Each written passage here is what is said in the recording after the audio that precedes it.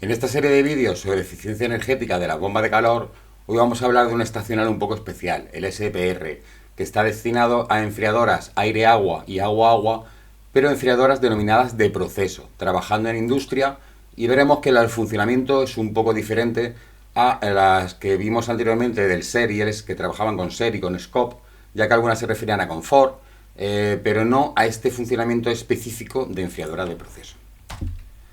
Ya vimos en el primer vídeo el concepto de RCOP, esa foto fija. Más tarde vimos el concepto de series COP, que sería el vídeo, la media de todo el año del R y el COP. En este caso vamos a ver esta de enfriadora de proceso. Y luego veremos las ETAs, las eficiencias estacionales. Como hemos dicho hasta ahora, estos conceptos se refieren a energías finales, mientras que la ETA se refiere a energías iniciales. Es un concepto que veremos que al final definirá que la bomba de calor efectivamente tiene un carácter renovable muy marcado. Mi nombre es José Arboleda, soy Training and Regulatory Manager en Cater. Bien, como siempre, lo primero que tenemos que hacer es tomar una enfriadora, en este caso será una aire-agua, y al analizar la hoja de datos nos encontramos con ese SPR tanto a 7 como a -8. ¿Y qué quiere decir? Bueno, pues si nos vamos a esa nota 6, vemos que el SPR es el Seasonal Energy Performance Factor para alta temperatura. Ahora vemos qué quiere decir para alta temperatura, ese 712, y están calculados con la 14.825. También, aparte de la 14.825, que es con la que se calcula tanto el SER como el SCOP como el SPR, deberemos de apoyarnos en los reglamentos de ecodiseño, en este caso en el 2016 para procesos de alta temperatura y en el 2015 para procesos a media y baja temperatura. O sea, aquí ya tenemos doble normativa.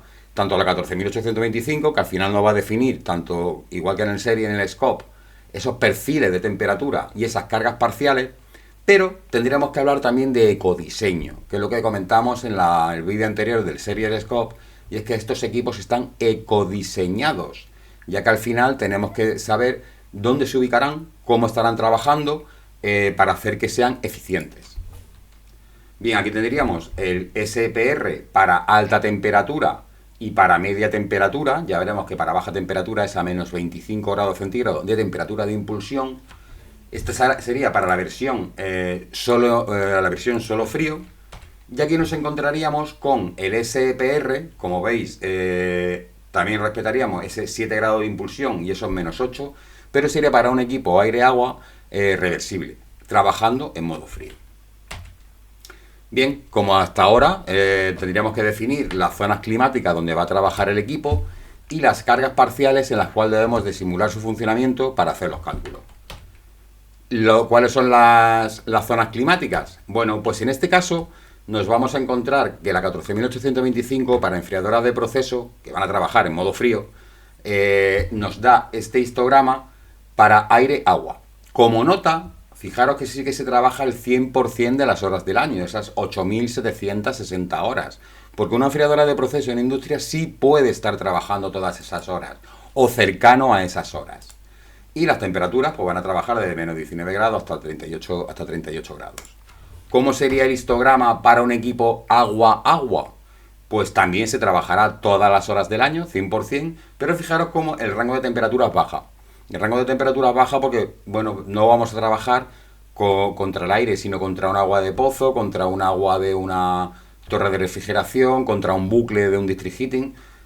Es algo diferente el funcionamiento aire-agua con el agua-agua, pero al final, si os fijáis, es simplemente un histograma donde vamos a trabajar en función de temperaturas o de aire o de agua y el número de horas que trabaja al cabo del año. ¿Cuáles son las condiciones de carga parcial que debemos de tomar?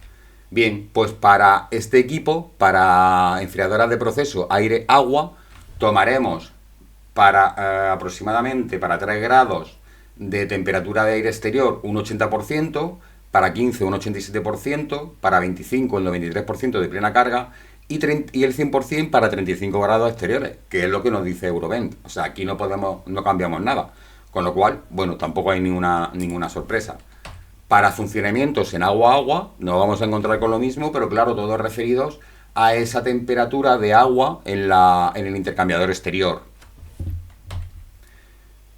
Finalmente, si vamos a la hoja de datos del equipo, veremos que tenemos ese SPR con temperatura de impulsión a 7 y a -8, trabajando en modo frío y trabajando como enfriadora de proceso, que es diferente al ser, es completamente diferente al ser.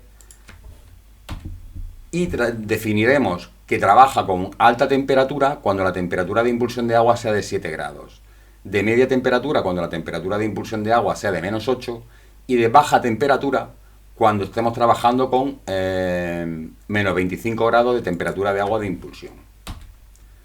Con lo cual nos encontraríamos en modo frío el SPR para impulsión a 7, alta temperatura, o a -8 en media temperatura, y cuando el equipo sea reversible nos encontraremos con lo mismo, con el SPR para alta o media temperatura, y trabajando como enfriadora de proceso.